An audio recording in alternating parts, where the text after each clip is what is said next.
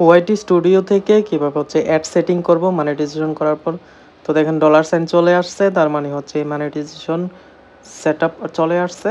তো আমি কি করব, একেবারে কর্নার আইকন যেটাকে আর্ন সেকশন আছে এটাতে ক্লিক করব। ক্লিক করার পর এখানে দেখেন দুইটা অপশন, একটা হচ্ছে ওয়াচ পেজ অ্যাড আর একটা হচ্ছে শর্ট ফিড অ্যাডস। তো আমি ওয়াচ পেজ অ্যাডের মধ্যে গেলাম, তারপর হচ্ছে টার্ন অনে ক্লিক করব।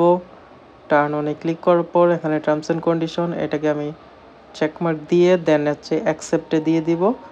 দিয়ে দিলে চলে আসলো হচ্ছে এই যে মিড রোল অ্যাডসগুলো, যেগুলো 8 মিনিটের উপরে সেগুলো মিড রোল অ্যাড দেখাবে কিনা সেটার জন্য আমি টিকমার্ক দিয়ে দিলাম যে হ্যাঁ মিড রোল অ্যাডসও দেখাবে আমার এর মধ্যে। আর এখানে হচ্ছে all of existing my videos, অর্থাৎ যতগুলো ভিডিও আছে আমার চ্যানেলে সবগুলোরে আমি মনিটাইজেশন অল করে দিলাম। আর কেউ চাইলে হচ্ছে ম্যানুয়ালি একটা একটা করেও চুজ করতে পারে, তো আমি একসাথেই করে দিলাম। ওয়াচ পেজ অ্যাড এখন সেটিং হয়ে গেল। এখন বাকি এটা হচ্ছে শর্ট সেটটা সেট করে দেই। তো শর্টে ক্লিক করলাম, দেন হচ্ছে টার্ন অন করে দিব।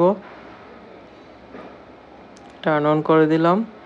এখানেও টার্মস অ্যান্ড কন্ডিশন অনেক কিছু আছে, পড়তে পারো, আর না পড়লেও সমস্যা নেই। টিকমার্ক দিয়ে অ্যাকসেপ্টে দিয়ে দাও। দেন শর্ট ভিডিও লং ভিডিও দুইটা থেকে হচ্ছে আর্ন চালু হয়ে গেছে, অ্যাড সেটিং হয়ে গেছে।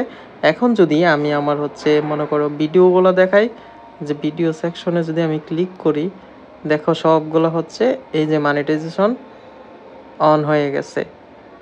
আমি এই জায়গায় আসলে এখানে দেখাবে, একটু ওয়েট করো। এই যে দেখো ডলার সাইনগুলো সবগুলো হচ্ছে গ্রিন হয়ে গেছে, অর্থাৎ এখন এই ভিডিওগুলো থেকে আর্ন হবে, অ্যাড আসবে। ভিডিওগুলো কেউ যখন দেখবে তখন সেগুলোতে অ্যাড আসবে, অ্যাড আসার পর হচ্ছে সবগুলোতে আর্ন দেখাবে।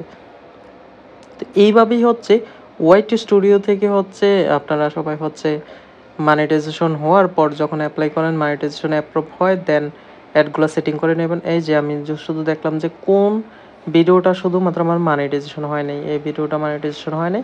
আর চ্যানেলের যত 300+ উপর ভিডিও আছে সবগুলোই মনিটাইজেশন হয়ে গেছে। তো ফিল্টারেস করে চেক করে নিলাম।